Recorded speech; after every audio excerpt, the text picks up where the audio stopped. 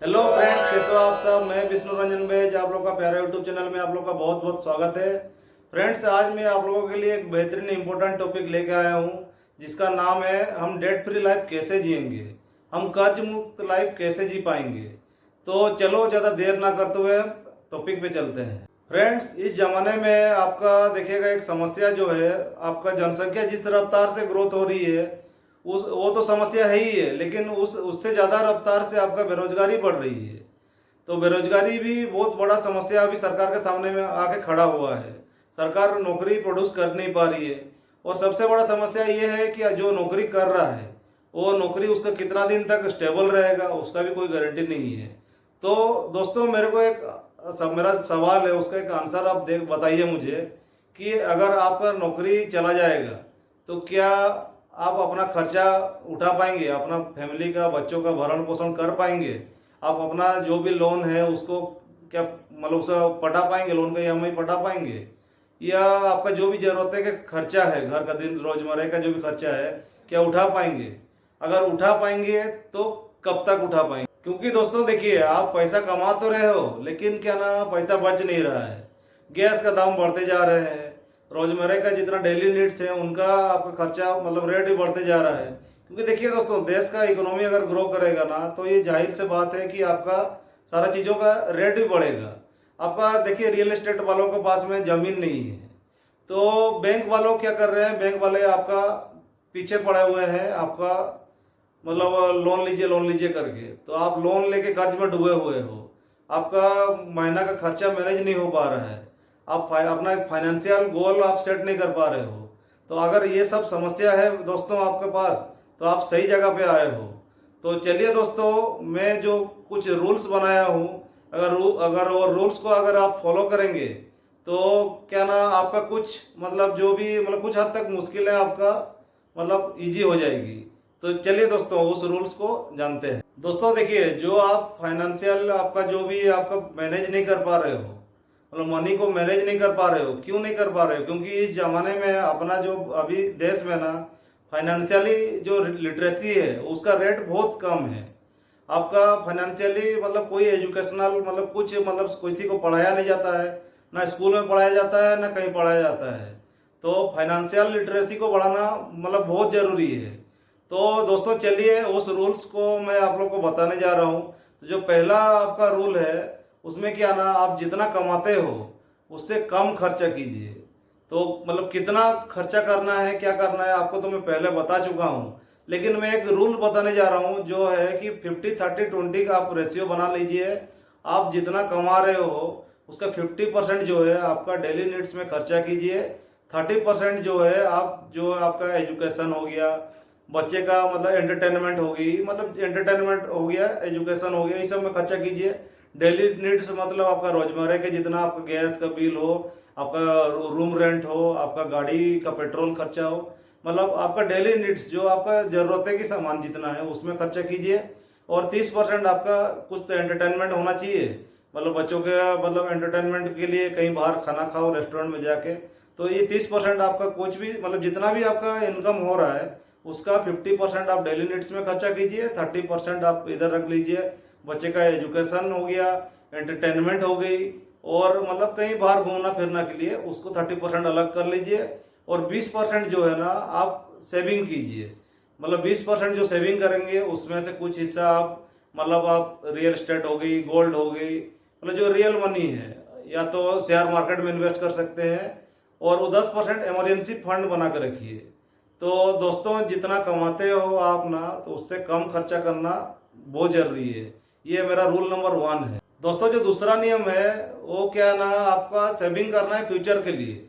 मतलब सेविंग में पहले मैं बताया कि 20% आपको निकाल देना है आपका सेविंग के लिए। तो 20% से आप 10% क्या करना है, आप इन्वेस्टमेंट कीजिए और 10% सेविंग कीजिए। 10% जो सेविंग करेंगे ना, ये आपका लिक्विडिटी में होना चाहिए। लिक्विडिटी मतलब आप जब चाहे उस पैसा को निकाल सको, कि कभी जैसे मान चलिए किसी को बुखार आ जाए, घर में आपका गाड़ी चला रहे हो, गाड़ी पंचर हो गया, तो आपको इमरजेंसी कुछ ना कुछ मतलब पैसा की जरूरत पड़ जाती है।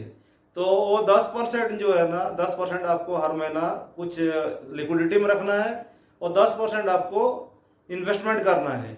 तो दोस्तों देखिए, जो 10% इन्वेस्टमेंट करेंगे, इन्वेस्टमेंट के बारे में मैं तो बहुत सारा वीडियो बना चुका हूँ, उस वीडियो को जाकर देखिए। अगर कुछ भी डाउट होगा आप मेरे को कमेंट करके बताइए।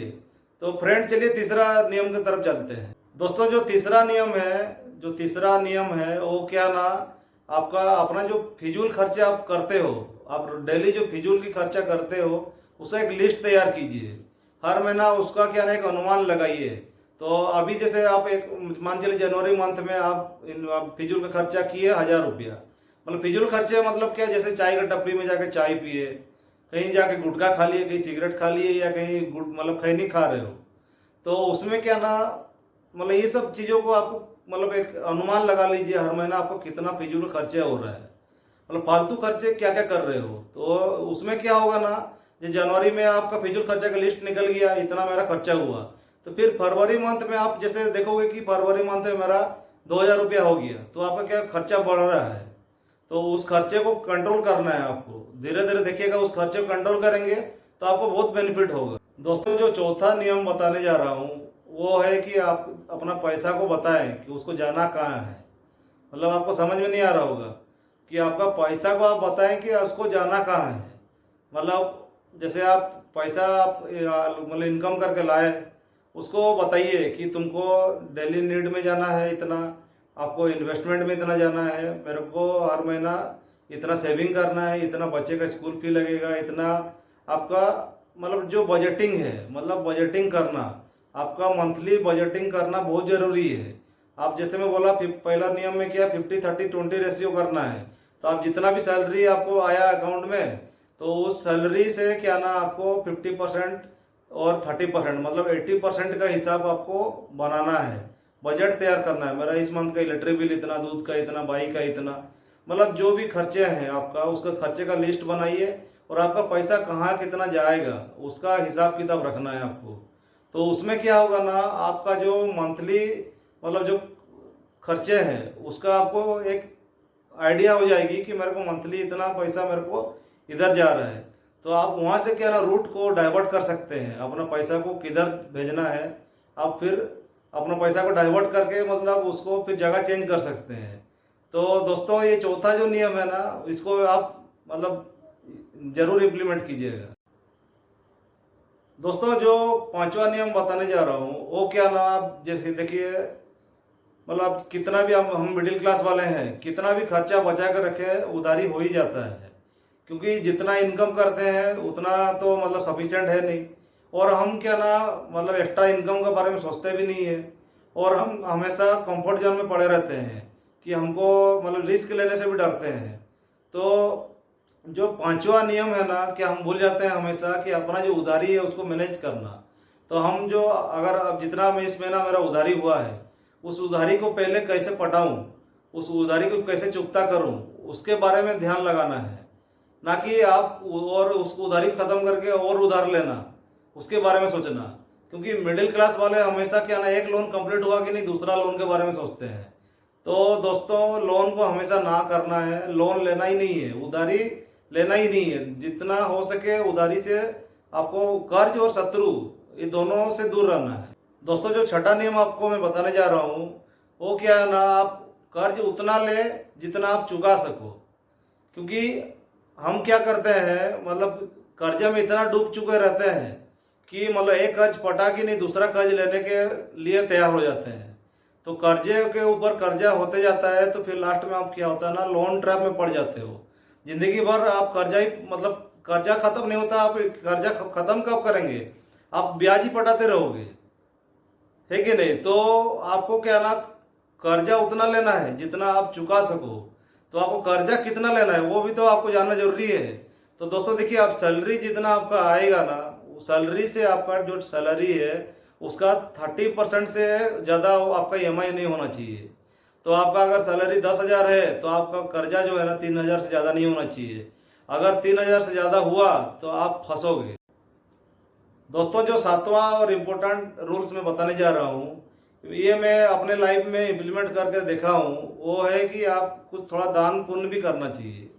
क्या ना, मैं भी पहले सोचता था कि कमाने मतलब खुद के पास में है नहीं, मैं लोगों को क्या दान करूँगा। तो देखिए दोस्तों, ये आपका मनी मैनेजमेंट जो फाइनेंशियल रूल्स का ना, मतलब ये बहुत मतलब इम्पोर्टेंट रूल्स है। कि जैसे देखिए, आप एक मान चलिए एक बाल्टी ले लिए, उस बाल्टी में आप पैसा डालते जा रहे हो, डालते जा रहे हो, लेकिन अगर उस बाल्टी से पैसा निकालोगे नहीं तो एक ना एक दिन वो बाल्टी भर जाएगी, और उसके बाद इनकमिंग भी जो आएगा क्या होगा, ओवरफ्लो के गिरेगा, मतलब वो बाल्टी में नहीं आएगी, वो मतलब आपका बाहर गिरेगा। तो उस बाल्टी में थोड़ा जगह भी होना चाहिए, तभी जाके आपका इनकमिंग भी होते रहेगा और आउटगोइंग भी चलते रहेगा।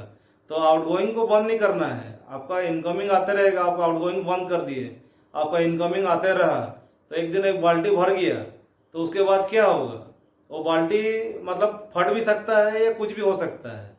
तो आपका थोड़ा जगह भी होना चाहिए वहाँ।